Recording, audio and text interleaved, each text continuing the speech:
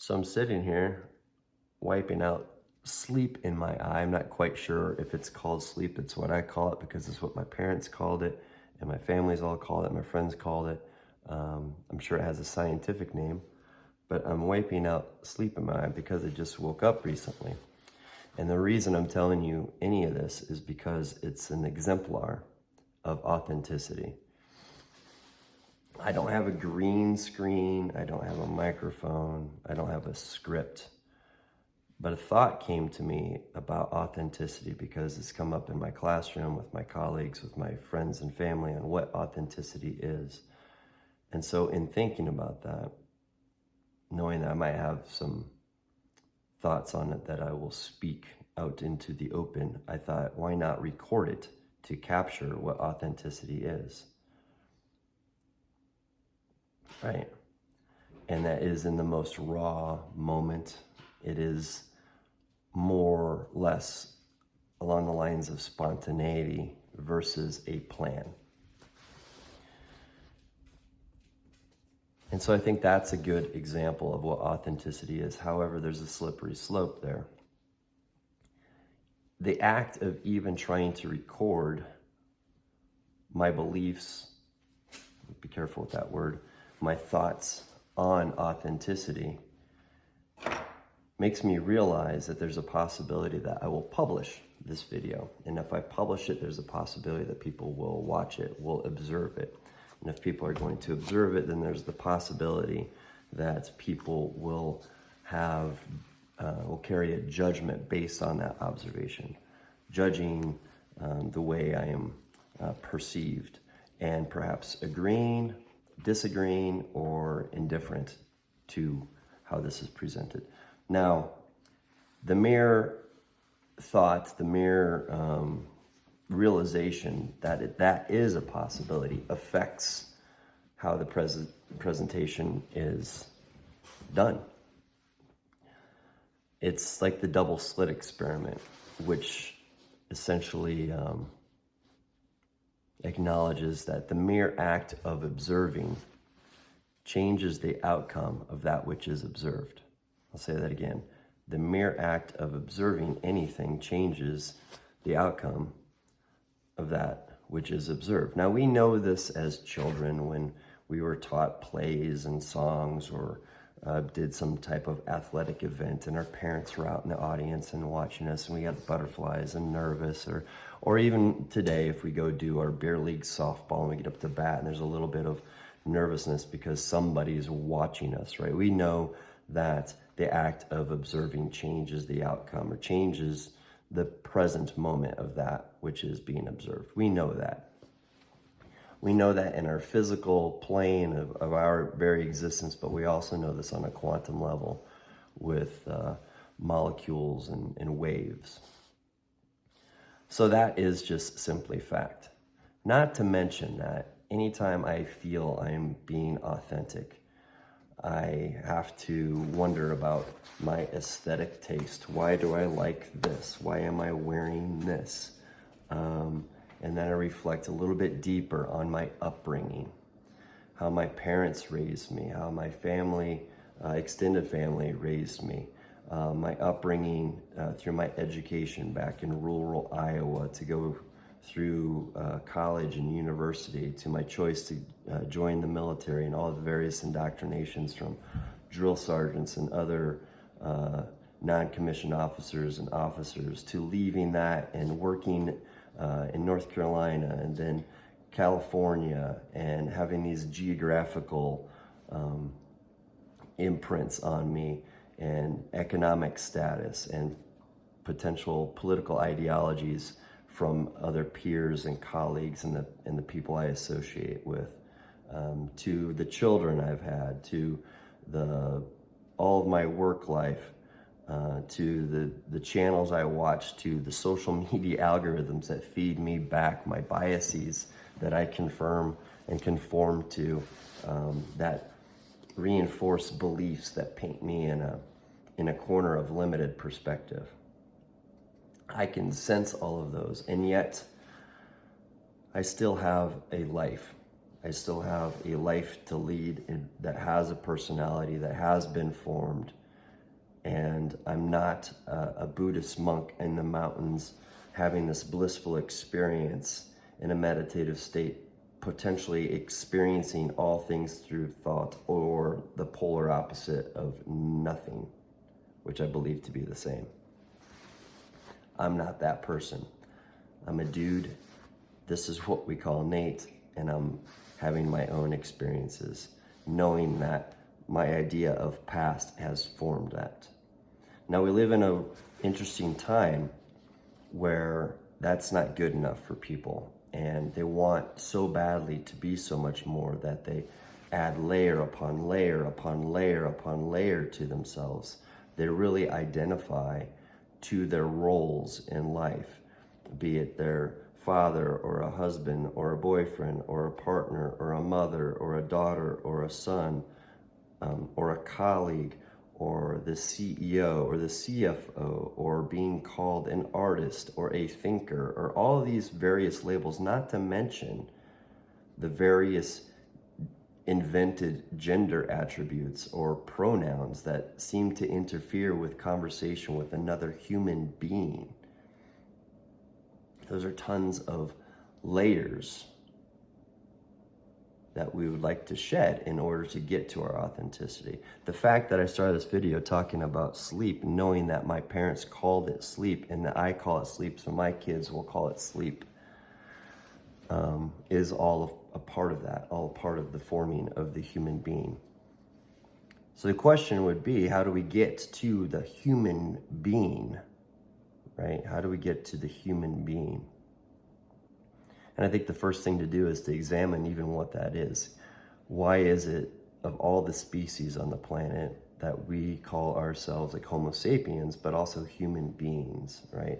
Probably no different than you'd look at a dog and call it, I don't know, a wolf and call it Canis lupus or whatever, but we call it a wolf. But there's a reason there's the term being, right? Why is it not a dog being, a cockroach being, a giraffe being? And I think it's because it's to accentuate perhaps the duties set before us. Being, if we break down that word, stresses an action of the verb to be. The root would be to be. And to be has grammatically two purposes: to establish one's condition, like how I am, maybe health-wise, right?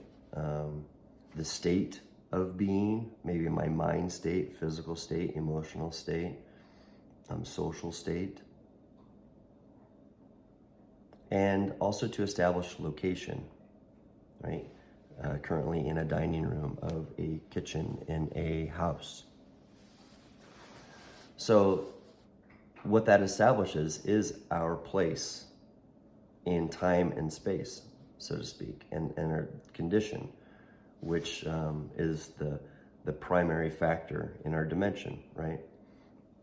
So to get to beingness, I think, means to really be in the present moment, right? To understand where we are and how we are, right? And then perhaps what we are, how we are, why we are, and then from that understanding who we are, which definitely isn't just our namesake. It goes back to a soul level. But how can we live in that, right? It's hard to just simply sit and try, okay, I'm just going to be. We live in a world also where there's a lot of spirituality, which would coach you in a way of being. And I'm not necessarily sure that is a possibility, although I've thought of two ways. One is to understand that, yes, we are this avatar, right? And it's been formed by personality, but knowing and created personality through various aspects. But to know that, to have that self-awareness, is to fucking not attach to it so much, right?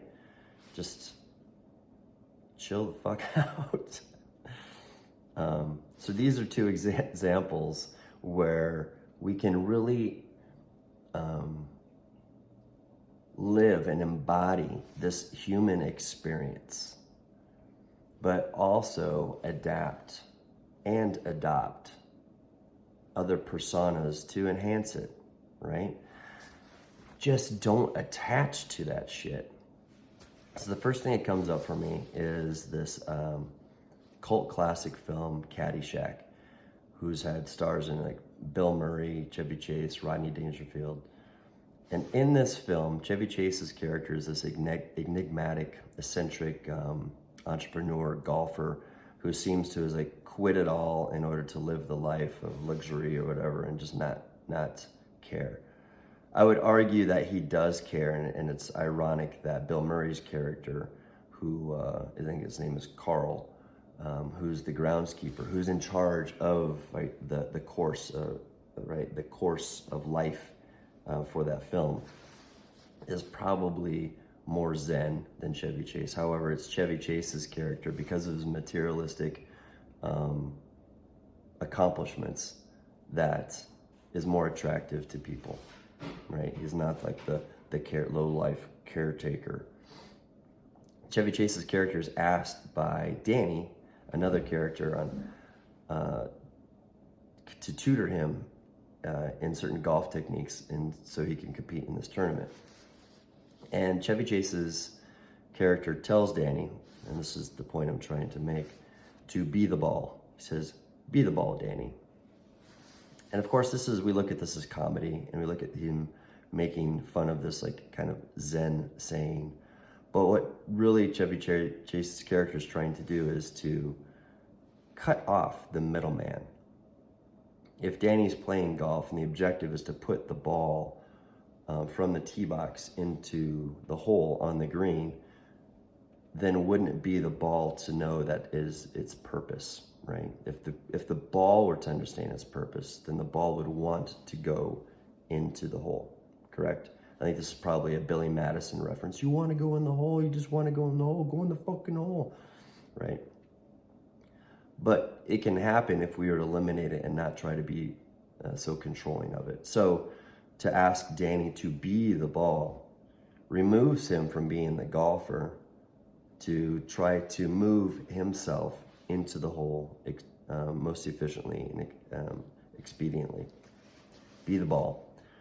And a perfect example of that is I've been a teacher for such a long time, and I've been, I think, a decent teacher by embodying what I believe it means to be a teacher.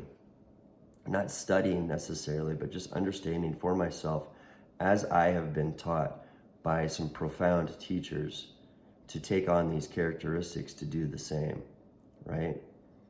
Not necessarily to copy or replicate or plagiarize someone else's beingness, but to understand the essence of that, to adopt it so it becomes mine and pass that on.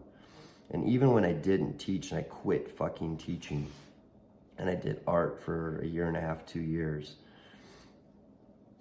to criticism that I'm not an artist, I will say, no shit. What I actually did was to conceptualize what it meant to be an artist, how are artists perceived, and what do they do. And when I embodied that fully, people saw me as an artist, and it made sense for them to buy art from me, because that's what you do, is buy art from artists, right? You can go to Pier 1 Imports or fucking Home Depot, Hobby Lobby or other places and get your art, or you can get it from an artist that you know personally. And I became one. No different than if you look at realtors, as most of their personalities are somewhat the same, or politicians, city workers, elementary school teachers. They all have certain characteristics, right? And those we call stereotypical or cliche. It's because they're all playing a fucking role, right? And this is what society, this is what the collective has agreed the role looks like. The opposite of that, the other thing that the other form of beingness that I would offer anybody is to adopt the adage that Bruce Lee shared with all of us before his death, and that is be water. And if we can understand water changing forms from liquid to gas to solid, depending on the conditions of its environment, it's to be fluid, to get in a flow state, to be able to adapt and adopt and change and not be affected, to cook the meal and then to be put in a strainer and flow out, to be able to do it again and again and again, to not necessarily conform, but to adapt and to adopt, but to not attach. That'd be the other form of beingness. So this video is just like this impromptu thing, right? To really discuss what authenticity is in my mind. Trying to exemplify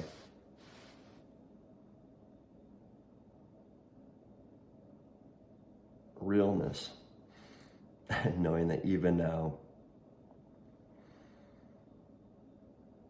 I can feel my mannerisms from my father. I can feel like some thoughts that my mother might have.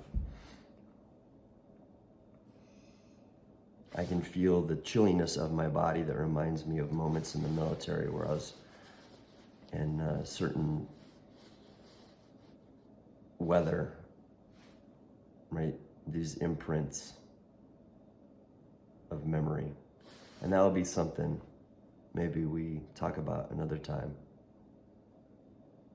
Memory. What's that?